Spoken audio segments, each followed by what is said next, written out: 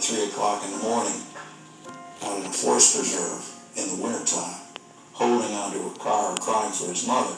And with a heavy heart and a place that will always remind her of his memory, Neely is passionate about making sure little James's death is not in vain. We get wrapped up in the case or the details of the case, and we lose sight that there was a kid involved in this. What do you hope James Hutchinson's legacy is? I hope it brings a light to issues of child abuse in our community and across our region and our state. For the I-Team, I'm John Bedell, News Center 7.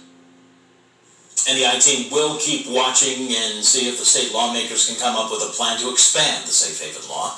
On WHIO.com and our free streaming app, WHIO TV Now, you can hear about the ways Principal Tracy Neely says the Middletown City Schools community keeps remembering little James. That is a free download on your Roku, Amazon Fire, Apple TV, and Smart TV device. And on our website, WHIO.com, all you have to do is click on I-Team. And now, your Storm Center 7 forecast with Chief Meteorologist McCall Vrydaghs. Man, I was thankful for the sunshine today, but I was even more thankful for the sunshine after it went away, because then it got really cold out there. I wanted it back. Go quick. Yeah, and this time of year when you don't have the sun, it certainly feels a lot colder. It doesn't feel refreshing like in the summertime when it's hot and humid and you just want a little shade. This time of year when you have temperatures that are cooler than average, any kind of breeze or cloud cover makes it feel a whole lot colder. And speaking of temperatures right now, we are already falling back below freezing in some spots. We're at 30 degrees currently in Troy and in Springfield. Still sitting at 35 in Dayton, but you will also fall back into the upper 20s by early tomorrow morning. Good news is, or thankfully should I say, there is nothing to track as far as precipitation is concerned. We have clear skies overhead. Had there been some type of moisture falling, it would be in the form of snow. So let's, as I said, be thankful for the fact that we are dry. But of course, with clear skies, that allows those temperatures to fall pretty quick through the night. Tomorrow morning, when you wake up and head out the door, temperatures will be around 27 degrees in the city of Dayton. Warm up the car, get the ice scraper out. Might need a couple of minutes to do either of those before you hit the roadways. You will need that heavy jacket early tomorrow morning and maybe a hot drink like some coffee or tea. Other temperatures outside of the city tomorrow morning, around 28 degrees at daybreak in Sydney. We'll be at 28 in Xenia, 29 in Springboro. Across the board, you'll see those upper 20s, below freezing temperatures. That is why we have that frost potential early on Friday. For the rest of the day tomorrow, by midday, we get to about 45 degrees, and then we reach a high near 50.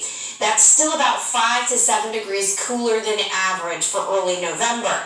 Had this been the end of the month, that would actually be warmer than normal, because by the end of November, the average daytime high should be at about 47 degrees.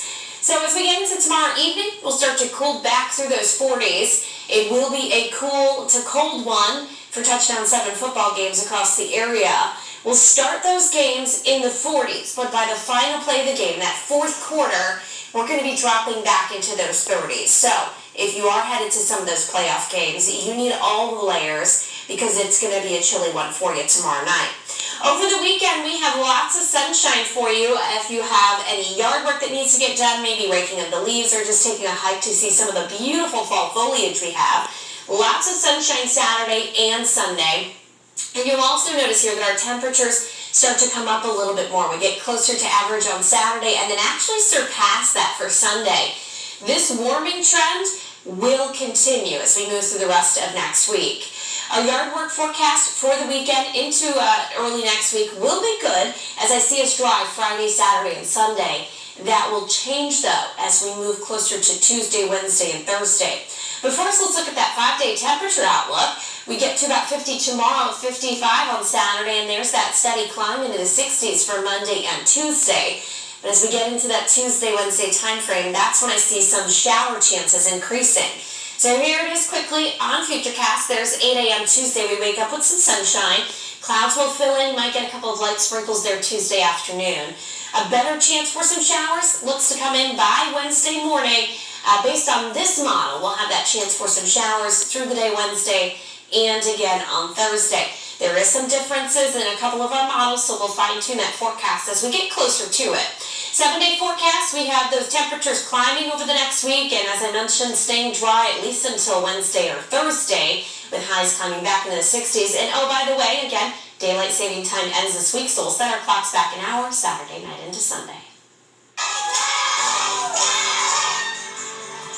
He is just 8 years old, but he's now been cancer-free for 5. And we stopped by Beaver Creek to make sure we saw how friends and family helped little Alex celebrate in style.